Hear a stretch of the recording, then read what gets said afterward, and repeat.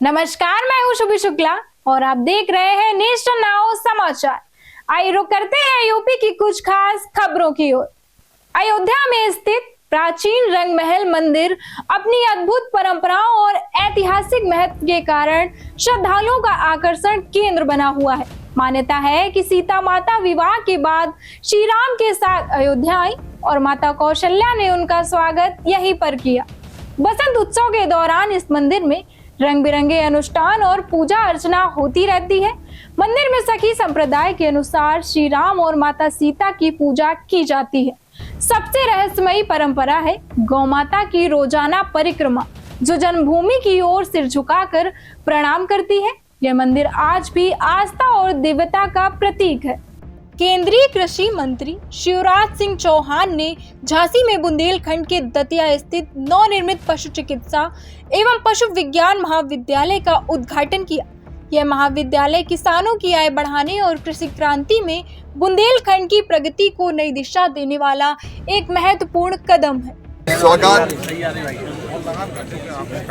पशु महाविद्यालय की, फिशरीज कॉलेज की, अत्याधुनिक पशु चिकित्सालय की। आपके अल्पाहार की व्यवस्था मौजूद है जहाँ पर आपने ये केवल किया था। दतिया के लिए नहीं है, ये संपूर्ण बुंदेलखंड, ग्वालियर और चंबल के लिए।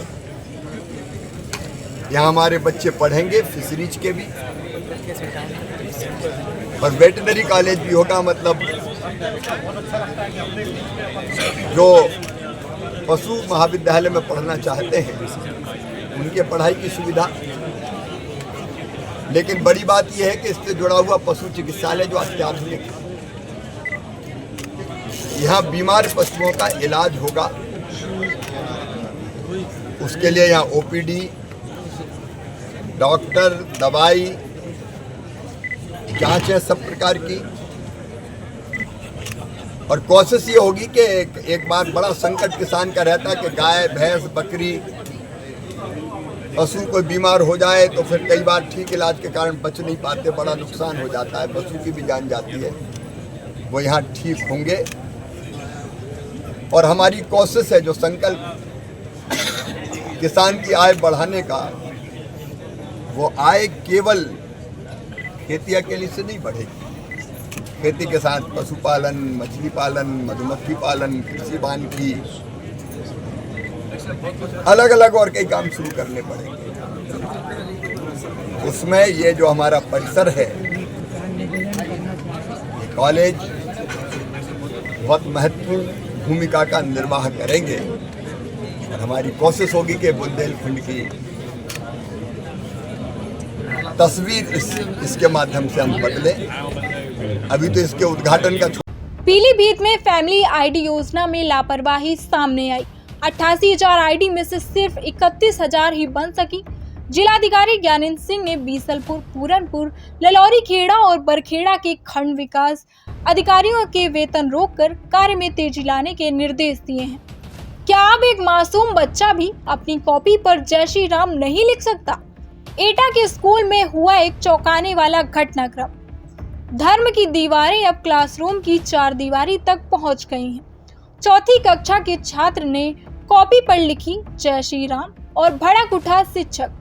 आरोप है मुस्लिम शिक्षक ने बच्चे को पीटा। परिजन पहुंचे थाने, संगठन सड़कों पर उतर आए और शिक्षा का मंदिर बन गया विवाद का मैदान। क्या ये सिर्फ एक शब्द था या कोई संदेश? क्या स्कूल में अब आस्था की आजादी भी अपराध बन चुकी है? मेरा नाम योगिंद्र कुमार है।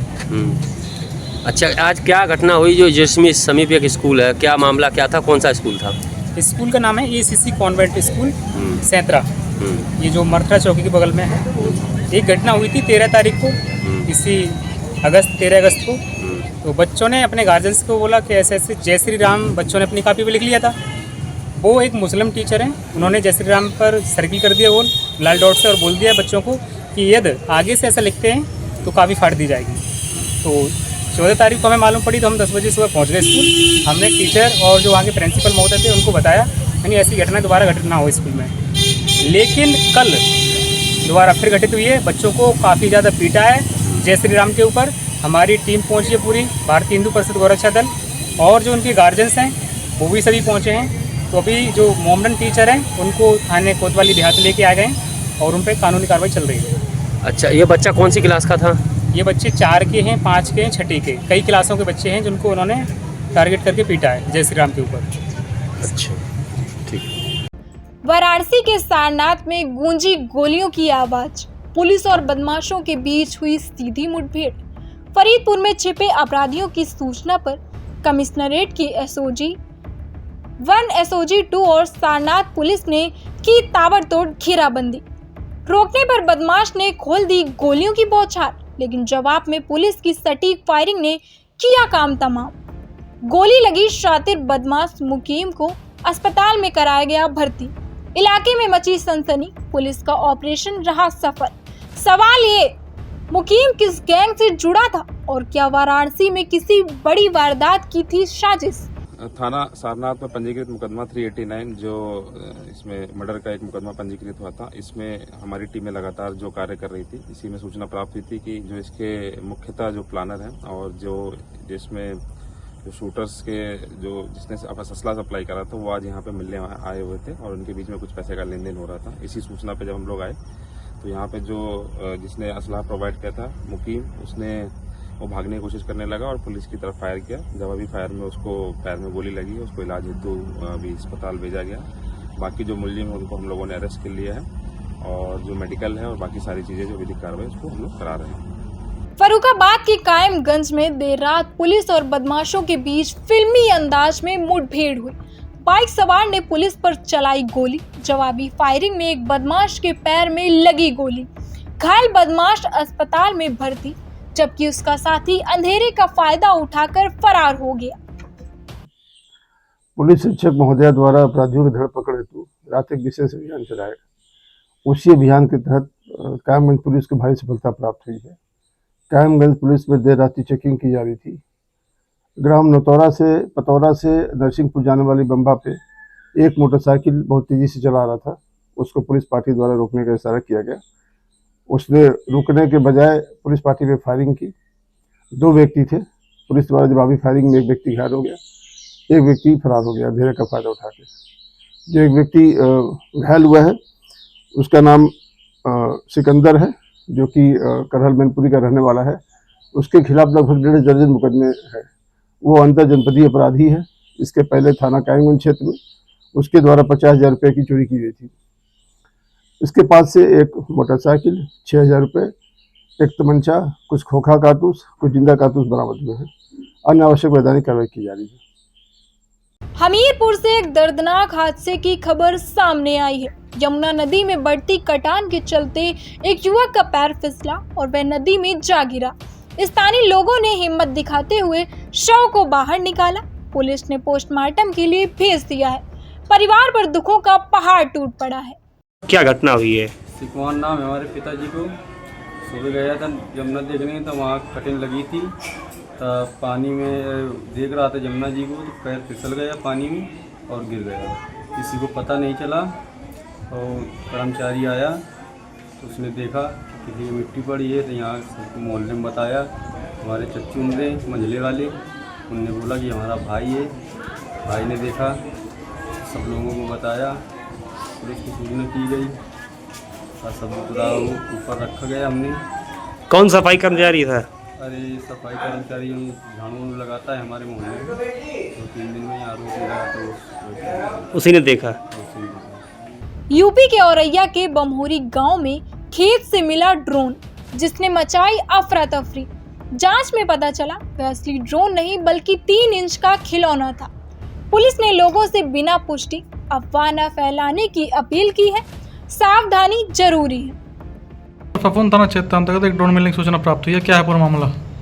आज शाम फफूंद थाना क्षेत्र अंतर्गत ग्राम बमौली में ग्रामीणों के द्वारा सूचना दी गई, एक खेत में ड्रोन पड़ा हुआ है। सूचना पर फफूंद थाना पुलिस तत्काल मौके पर पहुंची तथा कथित ड्रोन को उठा करके देखा गया, जो लगभग 3 इंच लंबा एक बच्चों का खिलौना था, जिसे उठा करके थाने पर लाया गया। ड्रोन की सूचना मिथ्या एवं निराधार है। इस संबंध में सभी तथ्यों की गहनता से छानबीन की जा रही है। लोगों से अपील की जाती है अफवाहों पर ध्यान न दें। अमेठी में उड़ते ड्रोन, चोरी की खबरें और साइबर हैकिंग की आशंका, हकीकत क्या है और अफवाह कौन फैला रहा है? प्रशासन कह रहा है सब अफवाह है, लेकिन जनता जवाब मांग रही है। तो क्या ये डर वाजिब है या बस उड़ती बात है? सिंगरौली के मुर्गा फार्म पर काम करते मजदूर की जान तक के लिए संघर्ष खत्म हो गया। मालिक और 2 आरोपियों ने बेरहमी से पीट कर उसकी हत्या कर दी। पुलिस ने त्वरित कार्यवाही करते हुए आरोपियों को गिरफ्तार कर शव पोस्टमार्टम के लिए भेज दिया है। जांच जारी है। सर मेरा नाम जगवीर है, गांव कंसेरा। सर क्या घटना घटी है? घटना, मेरा भाई लोकेश वहाँ काम करता था, एक फार्म हाउस है सिमरोटी में जी। और 3-4 महीने से काम करता था वो वहाँ पे। कल शाम को किसी कारणवश उनमें आपस में झगड़ा हो गया। जो वहाँ पे काम करते थे और 2 बंदे थे जिनका फार्म हाउस था, वो मुर्गा फार्म था, उन्होंने मेरे भाई को बुरी तरह से पीटा है और उसकी जानकारी हमको नहीं दी उसने। हमको ये घटना कल 25 तारीख की शाम की है, लेकिन हमको उसी गांव वाले ने, किसी ने आज दिन में बताया कि भाई तुम्हारा भाई वहाँ ऐसे ऐसे अधमरा पड़ा है। तब हम लोग वहाँ से गांव के 2-4 बंदों को लेके गए। हमने वहाँ जाके देखी तो उसकी हालत बहुत सीरियस थी। हमने तुरंत 100 नंबर पे फ़ोन किया। 100 नंबर फ़ोन करते ही गाड़ी आई, उन्होंने मेरे भाई का बयान लिया।